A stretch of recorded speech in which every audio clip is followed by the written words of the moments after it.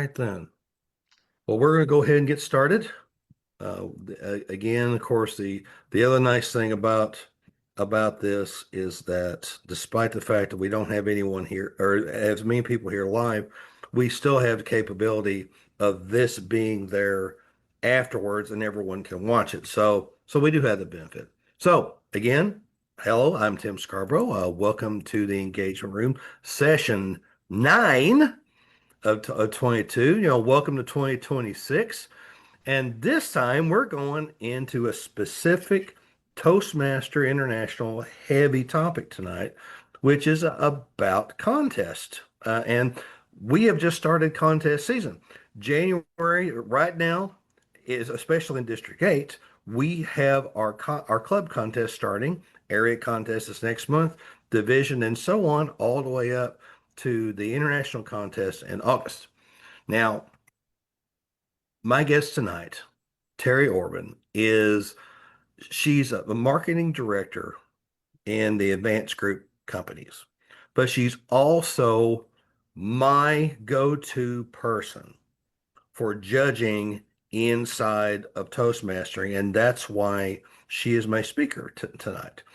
Her title is Mastering the Chief Judge Role, Ensuring Fair, Smooth, and Successful Speech Contests. She says step one of the most essential leadership role in any Toastmaster speech contest, and this training is going to equip you with skills, knowledge, and confidence to be an effective chief judge.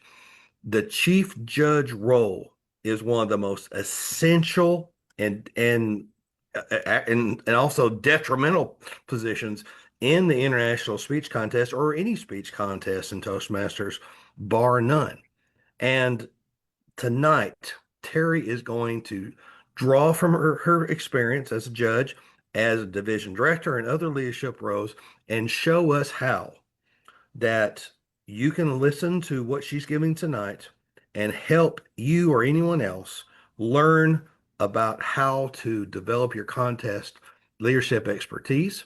She's a marketing director for the advanced group. She is worked all over the country, has a BS in organizational leadership and an MBA from Maryville. I'm trying to see your bio here. I don't see what specialty here, but she is an essential person in our district and Toastmasters International for giving this expertise in contest management and the chief judge role specifically.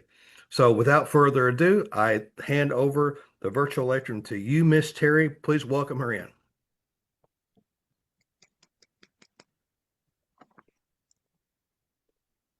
Great. How's everybody doing today? Tim, if you could let me know, are you still just seeing the main slide behind me?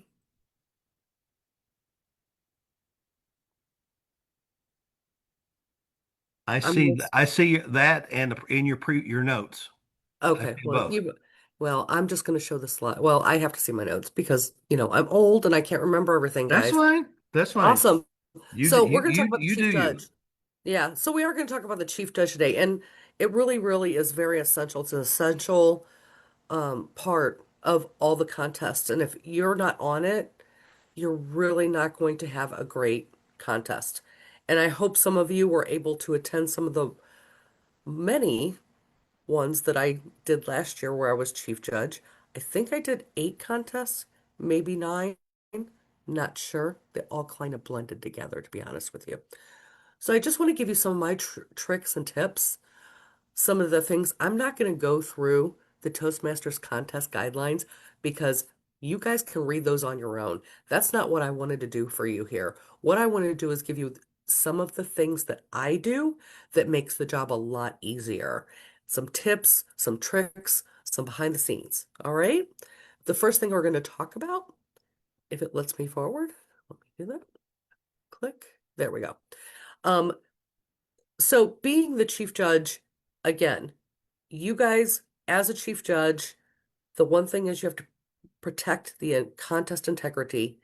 You're going to be responsible for fairness and accuracy and confidentiality. I want to stress that because I'm going to talk about it a little bit more. But confidentiality is key. And it is, as Tim said earlier, one of the most, if not the most, critical contest role that there is. So if you fail as the chief judge, the contest fails. And there are repercussions for that. And I don't want to be making it sound really heavy because most of us are really kind and lenient and we work together, and especially in our district.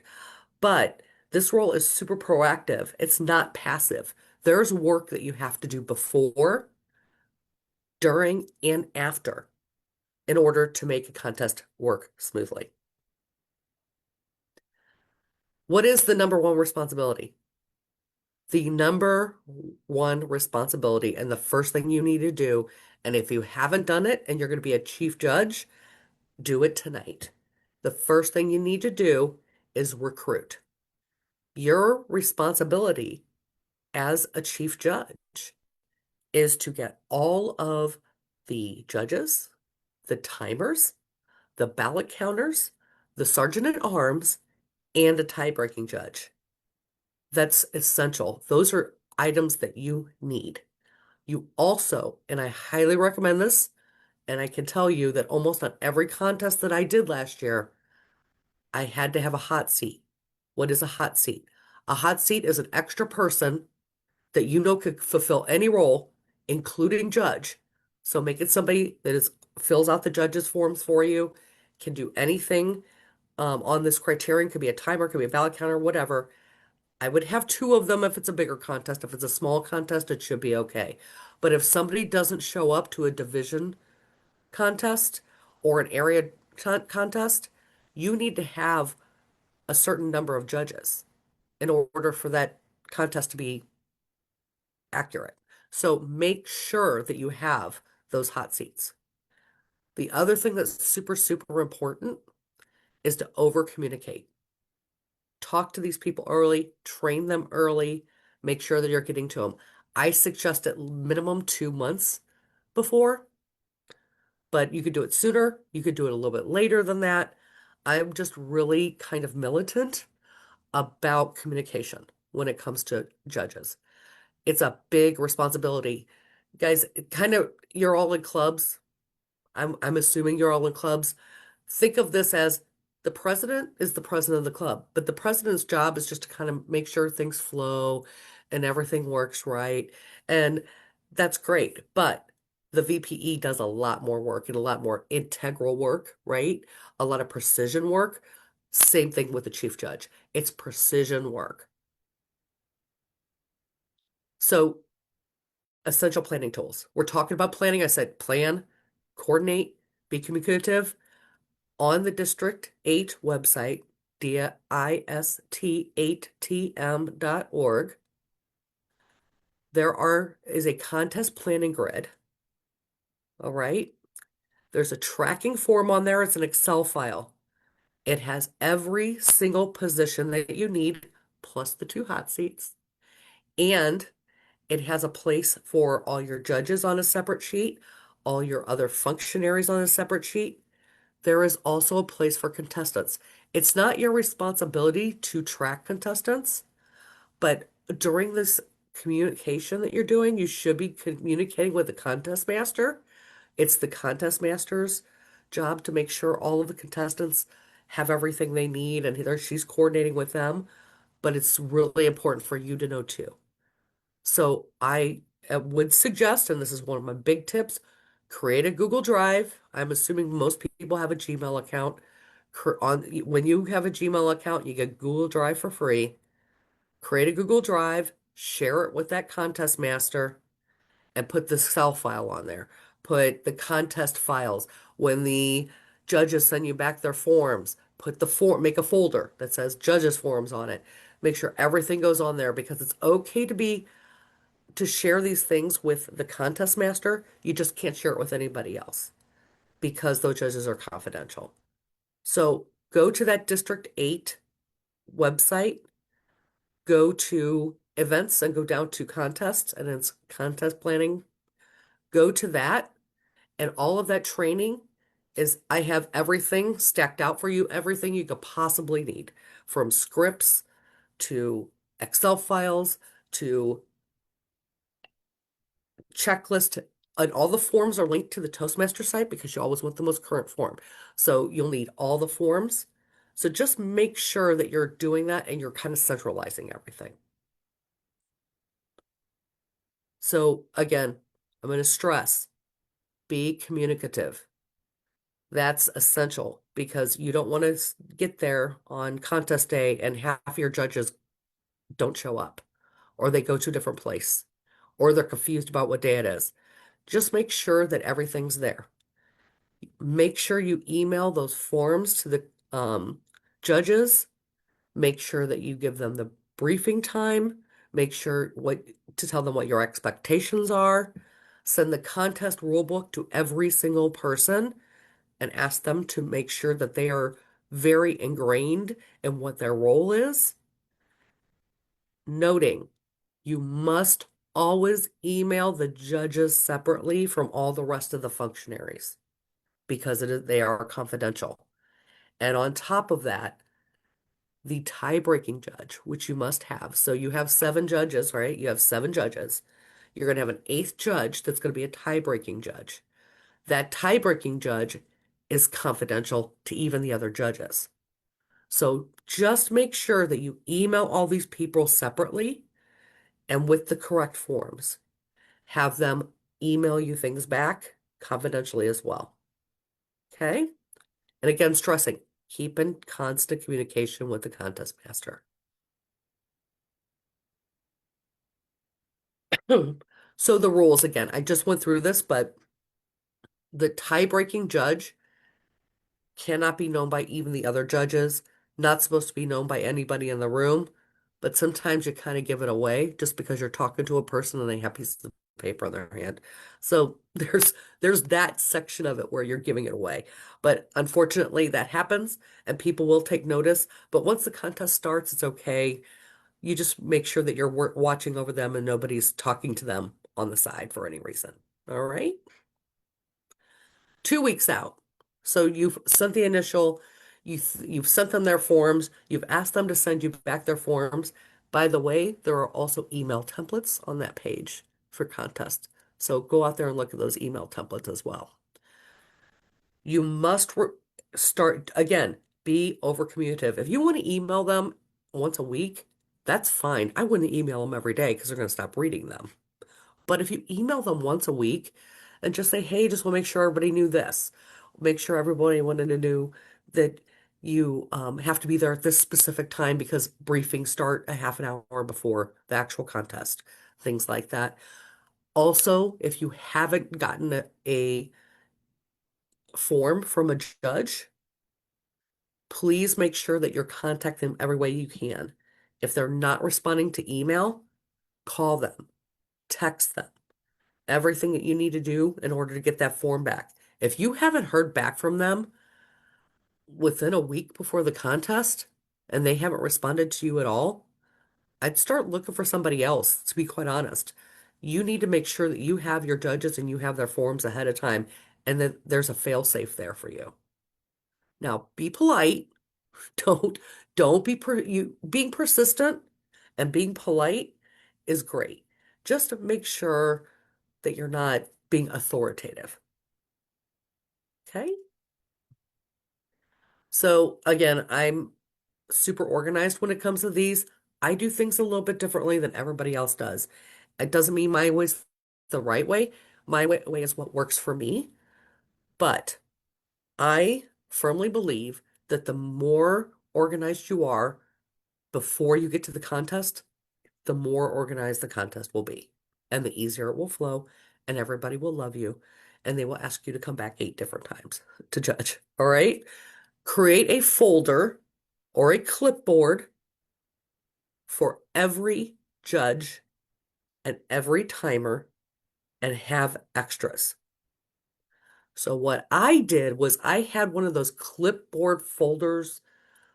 It's plastic and it opens up. You can put stuff behind it, kind of like the utility workers have when they come to your house and they have papers that they open up their clipboard and there's stuff inside of there. I use those because it's really great to be able to put pens in there, anything else that you want to put in there, post-it notes. an extra piece of construction paper if they want to use it to cover up their judges form when they're doing judges. The reason why I'm saying to have a folder or a clipboard, I don't know about you all, but I've been judged many a times as a Toastmaster. There's nothing more frustrating than sitting in a chair and not having anything to write on. No hard surface. So if you give them a nice folder, don't get a cheapy folder, get something with a little bit more sturdiness to it. A folder or a clipboard is heaven sent. It'll be night and day to the people that are doing the judging for you. Another tip, and everybody was so happy. I don't know if you ever judge, but if you haven't judged before, you get a form printed out on a piece of paper, and there's a little piece on the bottom that they have to write their first, second, and third places on, and then they have to tear that off and give that to you. Or I apologize to the ballot counters. They have to raise their hand and give that. If you pre-cut it or perforate it and just leave a couple little places holding that piece of paper together, so easy for them just to rip it off. And I know it's a small thing, but it's those small things that make a big difference and make things go more quickly, and you're not hearing ripping and they're not messing with things and trying to fold. So do that. You could do that, or you could stick a pair of scissors in that clipboard if you bought one of those. Um, Another tip is pre-fill out all the forms. You know who your judges are going to be. So pre-fill all the parts that you can on the top, their name, etc. They're going to have to write everything else and assign it. But at least if you can get their name on it and which contest it is, because you have two contests, right? So give them a contest A, international, contest B, humorous at the top. You can do that in Adobe. Just type over the top of it. If you have any questions about that, feel free to let me know, but that's super easy to do. Um, and again, I mentioned this earlier, but provide a piece of construction paper or another blank piece of paper for them to cover up the judging forms if they choose to do it that way. What the chief judge should bring to the contest. Now, this is going to be controversial because some people don't do this, but I do this. I bring a printed copy of every possible thing that you could need for a contest, including what the contest master is supposed to bring with them. And I put them each in a folder that's labeled. I put them in alphabetical order, and I have a rolling bag that I put all those folders in, and I bring those with me. And I was glad that I've done it on several different contests. The contest master didn't bring something, or the one of the judges dropped their form and they needed new ones. So I had extra copies of the forms with me. It's not something you have to do, but it will make your life easier in the long run. I kept at least 10 extra of each form in there because if you have two contests, you have 7 judges. If you mess up a couple times, it can happen. Things happen. Another tip is create an emergency kit and think about what you would carry with you when you used to go to elementary school, right? Pens, put a couple envelopes, get like a banking bag or something like that. Put pens, envelopes, um, or tape, markers, staplers, paper clips, stuff like that, scissors. Um, you're going to want to assume that wherever you are, there's not going to be supplies available. So make sure you bring them with you because I guarantee you nobody else is bringing them. Maybe 1 or 2 people might bring them, but usually not. Unless Art's there. Shout out to Art. Contest day briefings. So we've done the prelim. We've got all our forms back from our judges. We have everything on the Google Drive. We're ready. Everybody's been instructed. They know where to show up. They show up on time and you're doing your briefings. Do your timers first when you're briefing as a chief judge because they need to go over to also brief with the contestants, with the contest master. All right.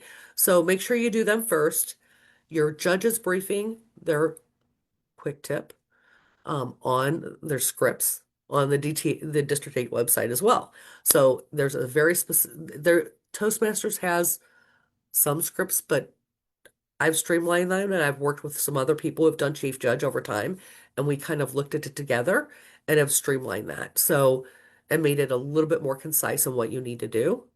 So make sure to do that. Also, do the ballot counters, let them go. Then do your judges, all of your judges. Your tie-breaking judge will be there, off to the not even saying who they are. When all your release your judges, but keep your tiebreaker judge there and talk to them privately. They'll have a separate form. They have separate everything. You will be collecting their ballots when they're done. All right. So make sure that they know that. Say, don't raise your hand up and give your ballot to one of the ballot takers. Make sure to let me have it and you keep them. All right. All right. And oh, at that time, that's the time where you're gonna give everybody their folders. I apologize. I should have said that as well. During that briefing, when the timers, you give them their folders. And then and for the ballot counters do not have folders, so they will not need it at that time. But then you will also give your judges their folders or their clipboards at that time. All right. Also during the contest, monitor your functionaries. And I'm not saying watch over them and make sure they're doing everything right, but kind of do that. Kind of make sure they're doing everything right. But just what it really is most important is you're protecting the confidentiality of the judges, making sure that everything's running concisely. Make sure to collect timing sheets after each contest, not after each speech, after each contest. You personally should go up to the timers and collect the timing sheets. Don't let anybody else do that. All right? Because timing is what usually gets people out of the contest more than anything else, right? That they've gone over time. So make sure you're collecting the timing sheets. You want to make sure you have those in your hand. Another thing, and it's just a tip. So when you have the ballot counters out there and they're collecting the ballots from the judges, have some sort of system, right? So make sure, I hear somebody in the background, if you can mute, please, thank you. Have some sort of system with your ballot counters. Make sure that what you know that you have all of the ballots. What I did was I know I had 7 judges. So what I would do is at the beginning when I was talking to my ballot counters, I said, when you get ballots, keep score and do it like this. So I have 1 ballot. I have 2 ballots. I have 3 ballots. And if you can see all your ballot counters, you'll be able to count. Oh, I have 7. Good, let's go. And I'm grabbing my timing sheet and I'm grabbing the tiebreaker judge on the way out.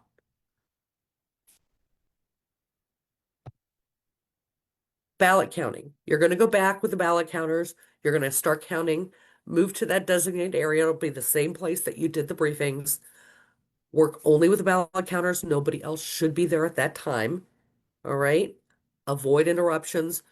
Do your due diligence. Count it up. Do secondary checks. Have them look at it while you're writing it. So there's no question that you're putting down the right contestants winning and in the correct order. Please note, and I'm sure some of you, one of the forms is backwards, goes 3 2 1. The other form is 1 2 3. Make sure you're doing it correctly. Just a little tip. End of contest. So you've done that, you've done the ballot, you have let the contest master know that you have all the ballots are in. You have it written on your piece of paper.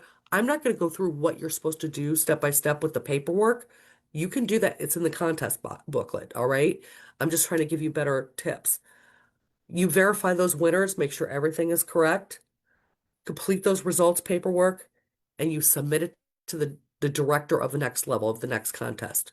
So, for example, if you are in area or Division C, and you're Kathy Deeker, for example, and she did the area contest, right? So Kathy Deeker does her area contest, and you fill it all out.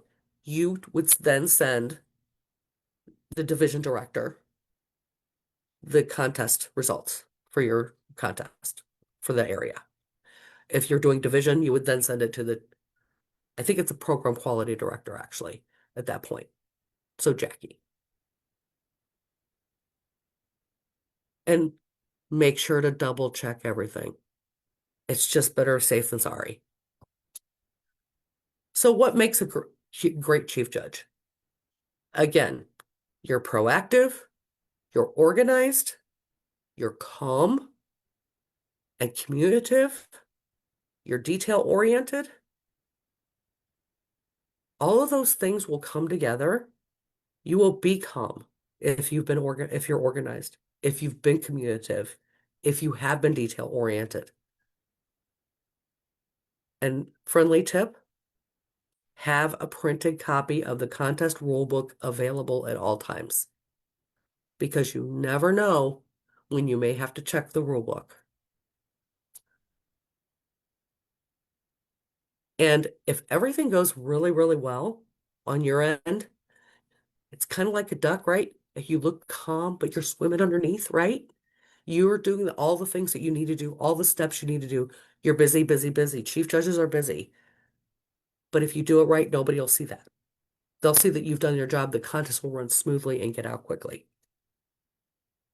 To sum it up, I'm going to say make sure you look at those contest rating guidelines that I personally have reorganized in order of before, during, and after on the District 8 website.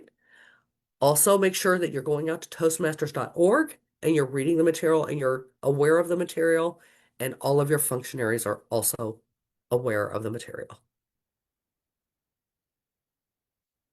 That's what I have for you today. Does anybody have any, do I do questions in the chat or no?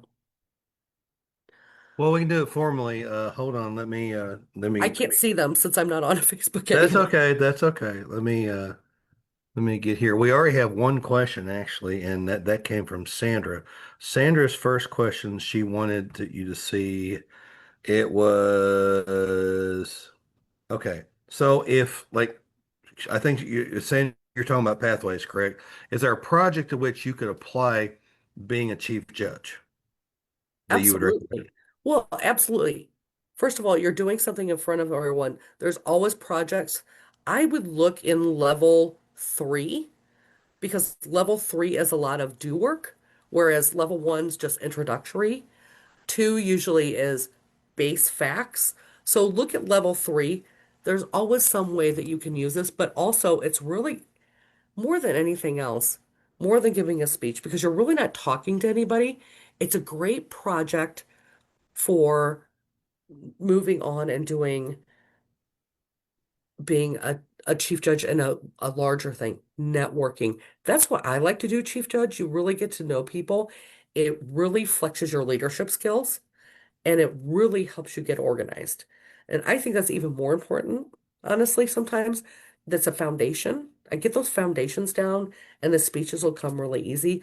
I can't off the top of my head think of one, but I'm sure there's something in level 3 that you can put that towards. There always usually is. It's too bad I'm old. We used to be on the competent communicator. Um, you used Mhm. to be able to do that on the competent communicator and competent leader track. But on the new one, I'm not quite sure, to be honest with you. There's probably about three or four choices you could Yeah. make, ideally, and it would really depend on which path that you're on. But it's Yeah, level 5 though always has a project that you have to coordinate something. hmm. And if you're doing paperwork and you're making files and you're creating all of these different things, that could be one of the level 5 beginning project levels that you could do. Patty might know. Patty's on here, but can Patty probably not. Patty can't talk, but Patty, can you add to that? she ran and hid. I don't That's blame her. okay. All right then. So all right. Well, You know what? I can thank address that too in yeah. the on the 19th when we have deck. If anybody has any questions, you can also email me directly if you have any Hmm. questions. It's Terri, Terri, at Orban Family, ORBANFAMILY.com. Oh, and Terry, you also mentioned the District 8 website in regards to contests. I put that in the chat for everyone to Nice. see, so everyone kind of has that. Great. Okay, I'm back. I can talk now on my phone. Okay. I have to ping around on that. A couple things you can use on level, let me put my glasses back on. Level 4 is manage projects successfully. Okay. And then level 5, leading in your volunteer organization. And then under level 3, make connections through networking because you're building your team, and that leads into your, so those are a couple ones that I see off the top of my head. Mhm.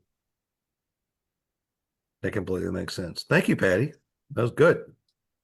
Right. So who's our next person with a question for our speaker, our celebrated speaker? Linda, you got anything?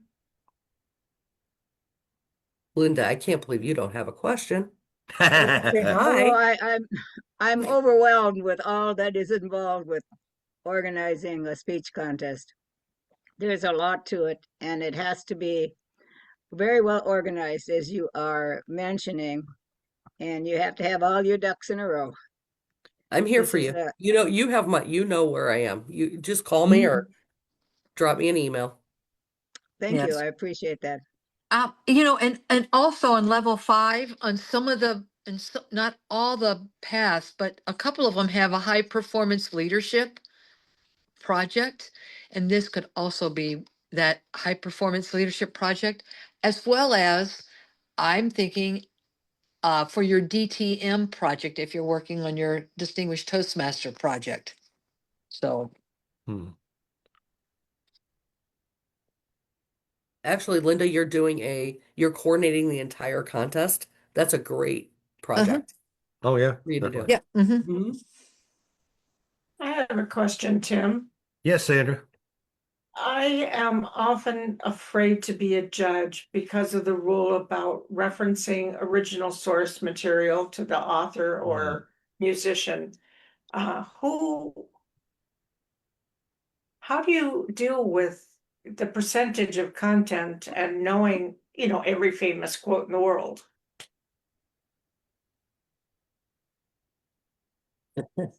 That's a consensus. It really, honestly, it's pretty obvious when it happens.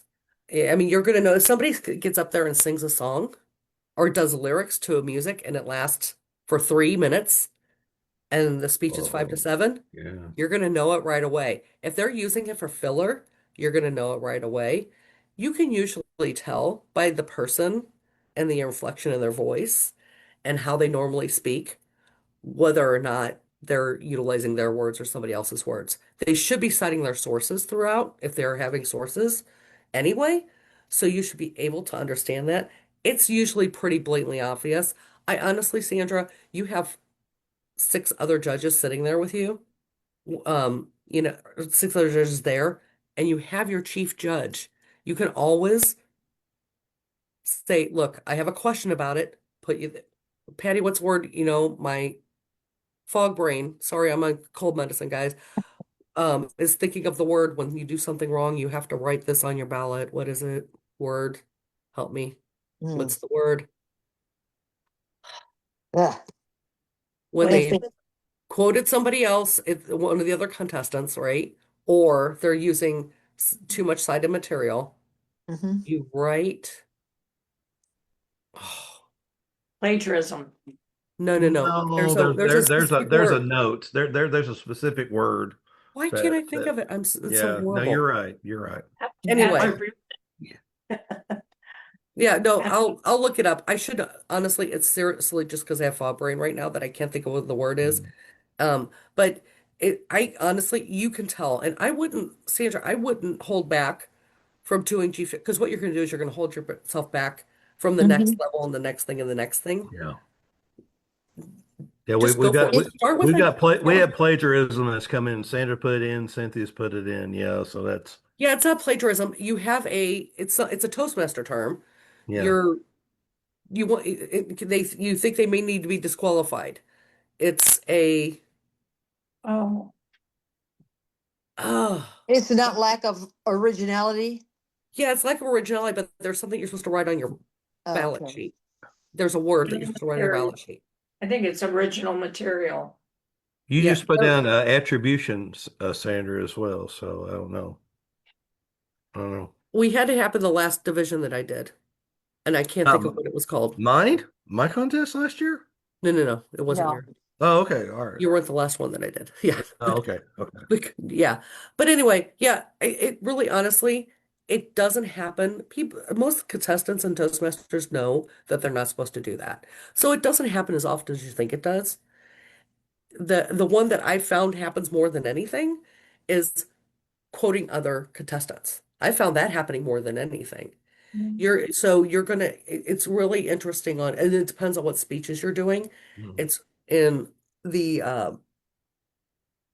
evaluation speeches, it happens a lot more, right? So just be careful, I wouldn't hold yourself back. And again, if you have questions or you want to talk about it, I'm happy to talk with you about it. Tim, Patty, we're all happy to Mhm. talk with you about it. Don't feel uncomfortable with, stretching yourself out and expanding your knowledge a little bit more. It's also a really great way to get to know people, Mhm. and learn some new faces, because it's not the same people in your own division or area that's doing the judging. Mhm. It's people from other areas and divisions. So Yeah. you really get to know people more widely that way. Mhm. You've broadened your network. So I've got a question for you, Terry. Now, people are scared to do specific types of functions from time to time. So what would you say would be the best way to recruit judges to be in a contest that you're trying to lead? How would you do that? Could you repeat that for me really Well, good? okay, so if you're needing judges, how would you recruit people that may haven't been judges before? Because it's a little scary. Some person might say, well, if I judge, I'm going to ruin the whole thing. But so how would you approach that fear and recruit new people to judge? Well, the easiest thing is to use, I have the emails out there on the contest site. Use those emails, right? And email them, but also ask your division director or ask the other division directors or contact Patty or myself as the administrative manager for District 8. Who are some people that would be great for me for judging? And we'll give you some names of people who will judge. And we'll also give you people names of people who are available to judge, because they have to have completed at least 2 levels in pathways in order to judge. There's other criterion, but that's one of them. We Mhm. can look that stuff up. So we can look it up for you and give you information on whether or not they're eligible to judge. And we can send you some names and phone numbers of people. We're happy to do that. Absolutely. And just sending an email is really great because you don't have to physically call somebody. It's nice to call people. I call people. I would call Tim and I say, Tim, guess what you're doing next weekend? You're Yeah. coming. I don't even ask Tim anymore. I just tell Hey, Tim, and hey, he does the same hey, to me. yeah, He goes, yeah, you know what you're yeah, going to do, Terry, on January yeah. 7th? You're going to do Yeah. a contest Say, briefing. what are you doing on March 7th? What are you doing? So, again, that's what you use other people, other leaders in Toastmasters. That's what we're here for. We're here to help you. So give us a call. We'll walk you through that. We'll say, if you're, I wouldn't say scared, trepidatious maybe about contacting other people, let us know and we can even get on the phone with you if you want us to. I mean, I'll help you write an email. I'll do whatever help you write a text. Just get you over that. But um a journey always starts with one single step, and you have to make that one single step first. And the first single step doesn't have to mean going to those people. Can mean contacting me for help. That's the first step. Mhm. Yeah. Okay. Okay, we got another. Sandra's got a question here. Could being an individual judge count as being an evaluator? Or, or Sandra, maybe you need to frame that a little better. That Count as an evaluator for what? I think that's the differentiator. Yeah, well, with the enhancements now, we're encouraging our members to take on the role of evaluator more often in Mhm. order to complete a path. And I'm wondering if being a judge, not the contest ah, judge, but the judge, the individual, count as being an evaluator, even though you're not giving a verbal report. That's a fantastic question. yes, it is. And I personally, what I would say personally, and what Toastmasters and what upper division level would, and upper district level and above that would agree to is different. Mhm. You know, you're doing a pretty deep dive when you're doing when you're Mhm. judging. I think more so, honestly, sometimes than but the difference with evaluation is you're verbally doing something. Mhm. And that's Yeah. part of the evaluation process is getting Yeah. that confidence and Mhm. feedback, that constructive criticism and positive. Yeah. You're not doing that. You're really just tallying up Yeah. numbers that you've written down. So Mhm. it's kind of not the same. I would probably say for Pathways projects, no, but it's still a really good test for yourself to get to know what the intricacies of speeches are and what they're looking for Mm. in speeches at a Yeah. higher level. Yeah, and additionally, you're not giving, as a contestant, I would love to get that feedback, but you're not supposed to give people that Right. feedback. Yeah, And so that's Yeah, the big um no-no. Yeah. it's all confidential. Yeah. So yeah. they Yeah, don't even see. even afterwards, even Yeah. afterwards, you're like going Hmm. like, I really like to know. It's like you're not going to get it. You're just not. Yeah, that's one of in the briefings, the judges are not allowed to talk to any of the Mhm. contestants about their they have to take their Yeah. piece of paper with them. Mhm. They're not allowed to throw it away in the trash even at the contest place. You have to take it with you and destroy it afterwards. It's pretty, Hmm. and I can see why. I've had some where I was a judge and somebody else won, and I'm like, really? Okay, well, that's not what I saw. Like, because everybody has a different viewpoint. That's why Mhm. Hmm. it's all confidential. It's your opinion versus Hmm. somebody else's opinion, and that's why you have seven judges instead of just two or three, right? You Hmm. have seven judges so that so it's impartial and it's fair to everyone. Hmm. Yep. And the bigger the contest, the more important it becomes, especially in the international speech contest. Yep. All right, then.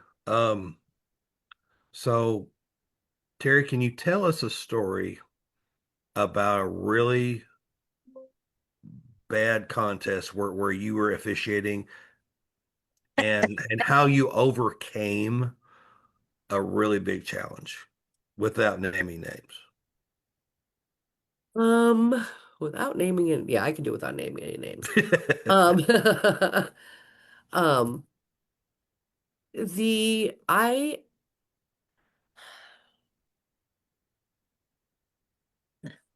I know I asked you a really hard question.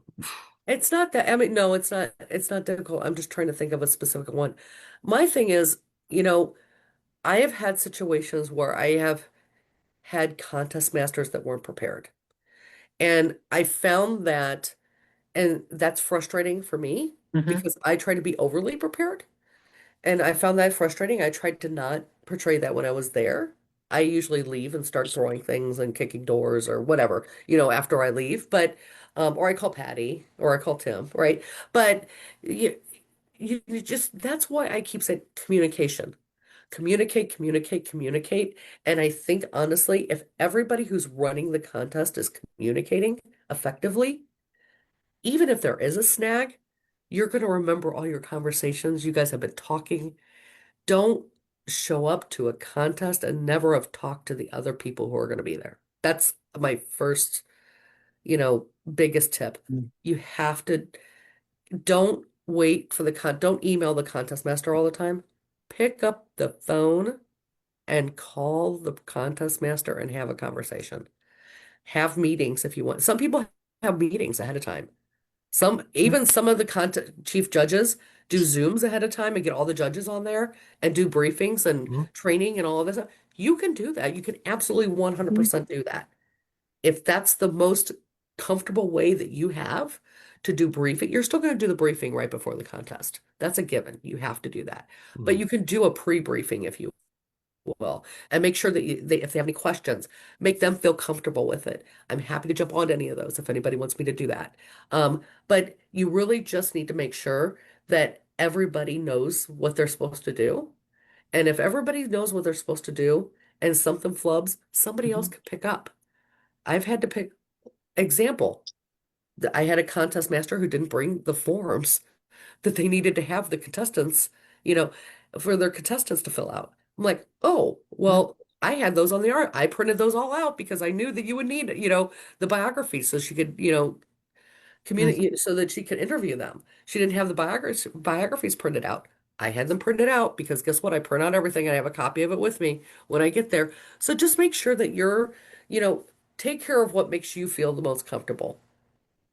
treat the contest the best way that you want to do it. Not, again, my way's not everybody's way. My way is my way because I'm super concise and super, I want things a certain way. And that's how I like it. And for a contest, that's the way I do it. And it works for me. And it was really effective. And we got through quick, quick, quick. Mhm. And we got, the other thing is too, you don't want to be overly quick, but you want to be confident. You want to make sure that you have everything there. Well, your technique on having a Google Drive specifically for the contest is one of the best things I've ever seen of making sure Mhm. everyone, like whether it's the area director, division director, whoever, contest master and chief judge, everyone is on the same sheet of music. They've got the same information Mhm. there. And if there's any questions, they can work through it because it's all right there. Mhm. It's, Yeah, and I don't know it's a about good tool. iPhones, Tim, but I know I'm an Android user. Yeah. My Google Drive is boop, it's right on my Yeah. phone. So if Yeah. worst Yeah. came to worst, I could just pop it up on my phone. Yeah. You I mean, I have know? both Google Drive and OneDrive. Yeah, So I have one too. I have one as well, but I find one gets a little persnickety sometimes. So both of depending them. on, yeah, Yeah. Yeah. it's one. It's a Microsoft Fold, product. folders are nicer in OneDrive. Yep. Google Drive is better for just like boom, boom, boom, Boom, dropping boom. stuff Yeah. in there. Yeah. Yeah. Yep. Linda, you got anything else? Mhm. I think we lost Eric. He was in here. Eric was here. I didn't see Yep. Eric. Yeah, he was in here briefly. I think my technical issues may have kicked him out there. Let's see. Do we have anything from our Facebook watchers? I can see Cynthia and Melissa.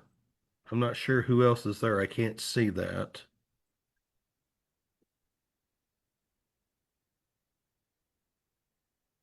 You got to wait for the delay. There's a 7 to 10 second delay So on wait Facebook. for the beep. Yeah, yeah, yeah, Wait for the exactly. beep. Well, Terry, would Is you that consider Linda? being my chief judge? I can't. I'm Okay, district direct. I'm in the district. I'm a district leader, so I cannot be chief judge. Sorry. okay, thank you. But thank you for the question. And it breaks my heart. Not that this is nothing against you, but I did a lot of them last year, Linda. I'm just saying. I I did a just lot of heard them that, last year. yes. I still have okay. I have my tote. I went to Office Depot. Everybody, see, if I w- if it's gonna make my life easier, I'll spend money on something, right? So I went and bought one of those Mhm. file folders, the file Mhm. crates that you can has wheels on it and it's like a piece of luggage kind of. And I got one of those because it just made my life easier. And no, and you Yep. can take it to Toastmasters meetings too. You can use it all the time. You can use it for other things. True. Mhm. Yep. So, I invested in that for myself. I don't expect everybody to invest the money that I have spent. I don't expect everybody to buy the clipboards with the, in the with the you can open it up and put stuff inside of it. I don't expect that either, but folders you can buy 20 of them for like $1 or And whatever. there, So, and it's a wonderful blessing too. Whenever Mhm. you it do is. that, it really, really is. Cynthia, saying from Facebook, a very thorough explanation of the process. Thank you so much for that. Don't have anything else there. We're getting to our last couple of minutes. Patty, anything from the district you want to add to anything that we've been talking about? No, it's to me, I enjoyed the speech contest. They're invigorating to go and see the different people competing. I would definitely recommend that you just encourage as many people to attend as possible. Mhm. It not only is it good for the contestants to have an audience, but Yes, just as an audience member, you really see the talent within the district, and that's wonderful. yes.